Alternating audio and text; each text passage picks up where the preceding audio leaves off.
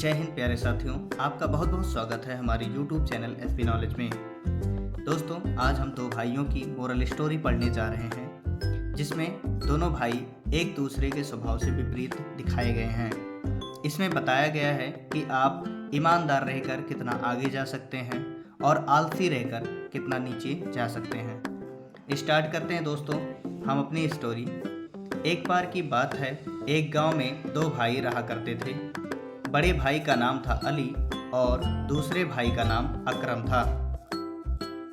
दोनों भाई अपने स्वभाव के कारण एक दूसरे के बिल्कुल विपरीत थे। बड़ा भाई अली हलवे पराठे की ठेली लगाता था।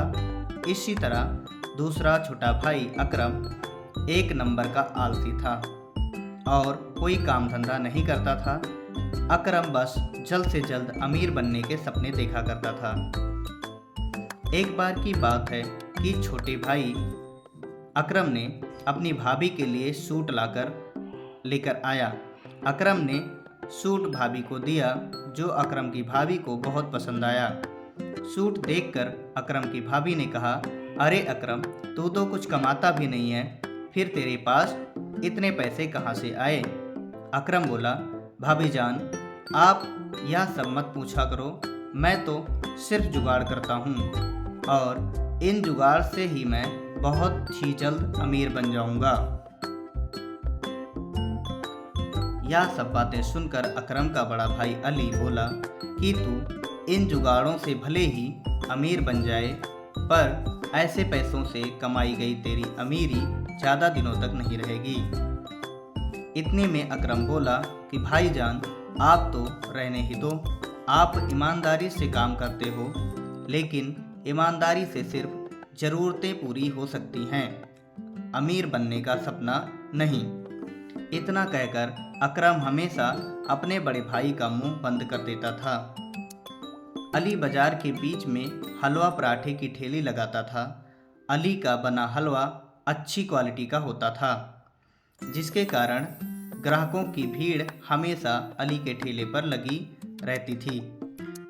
लोगों को अली का बनाया हलवा इतना पसंद आता था कि लोग हलवा पैक कराकर अपने घर भी ले जाया करते थे, लेकिन इसमें अली को अपने मुनाफे में काफ़ी नुकसान उठाना पड़ता था।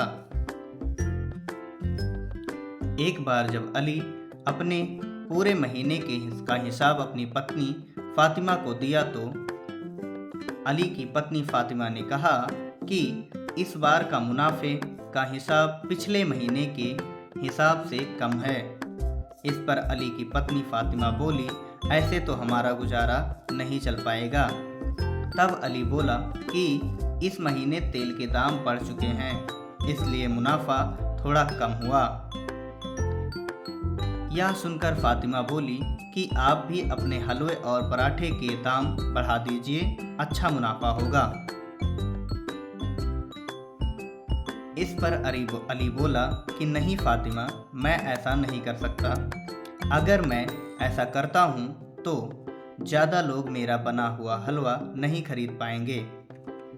इसके बाद फातिमा ने कहा कि जैसा आप ठीक समझें। अली और फातिमा की यह बातें अली का छोटा भाई अकरम सुन रहा था। एक दिन की बात है कि फातिमा को एक फ़ोन आता है। फ़ोन पर बात करते ही वह रोने लगती है। जब अली फातिमा को देखता है कि फातिमा रो रही है, तो वह पूछता है कि क्या हुआ फातिमा, क्यों रो रही हो? फातिमा बताती है कि मेरी चाची अब इस दुनिया में नहीं रही, उनका इंतकाल हो चुका है, मुझे जल्द ही जल्द चाचा के यहाँ जाना होगा। यह सुनकर अली बोलता है, रो मत फातिमा, मैं भी तुम्हारे साथ चाचा के यहाँ चलता हूँ। इसके बाद अली अपने भाई अकरम से कहता है कि जब तक मैं नहीं आता तब तक तुम हलवे पराठे की ठेली लगाना और देखना कि मेरे ग्राहकों को कोई तकलीफ़ नहीं होनी चाहिए। याद रखना, मैं हलवा बनाने के लिए दुकान से महंगा और अच्छा गुणवत्ता का सामान खरीदता हूँ, तुम सस्ते के चक्कर में मत पड़ना। इतना कहकर अली चला जाता है। इसके बाद अकरम हलवे पराठे की ठेली लगाना शुरू करता है। ग्राहक आकर आराम से हलवा पराठा खा रहे हैं। अकरम देखता है कि पराठा बनाने के लिए तेल खत्म हो गया है। अकरम सोचता है कि अगली सुबह जाकर दुकान से सारा सामान खरीद लेगा। अगली सुबह जब अकरम सामान लेने दुकान पर जाता है तो वह यह सोचकर सस्ता तेल ले लेता है कि यह कौन सा उसके घर में उपयोग होने वाला है। रोज की तरह लोग ठेले पर आकर हलवा पराठा खाने लगते हैं, लेकिन कुछ देर बाद 2 ग्राहक आते हैं। हमने तुम्हारे यहाँ से हलवा खाया था और हमारी तबीयत खराब हो गई। तुम्हारा बड़ा भाई अली कहाँ है?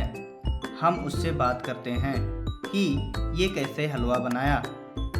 यह सुनकर अकरम डर जाता है, क्योंकि वह कई दिनों से सस्ता और मिलावटी तेल से बना हलवा पराठा बेच रहा था। यह बात जब अली को पता चलती है तो अकरम को बहुत डांटता है और अकरम से कहता है कि वह लोगों से माफ़ी मांगे। अकरम को अपनी गलती का एहसास हो जाता है और लोगों से माफ़ी मांगते हुए कहता है कि वह आगे से ऐसा नहीं, उसने अपने किए पर बहुत पछतावा है। यह कहानी की सीख है। कहानी हमें यह सिखाती है कि हमें अपने मतलब के लिए दूसरों को तकलीफ नहीं देनी चाहिए। ईमानदारी और मेहनत से कमाया हुआ पैसा जीवन में सुख समृद्धि लाता है। दोस्तों, मिलते हैं नेक्स्ट वीडियो में नेक्स्ट स्टोरी के साथ। अगर आपको वीडियो अच्छी लगे लाइक एंड कमेंट सब्सक्राइब जरूर कीजिए। जय हिंद।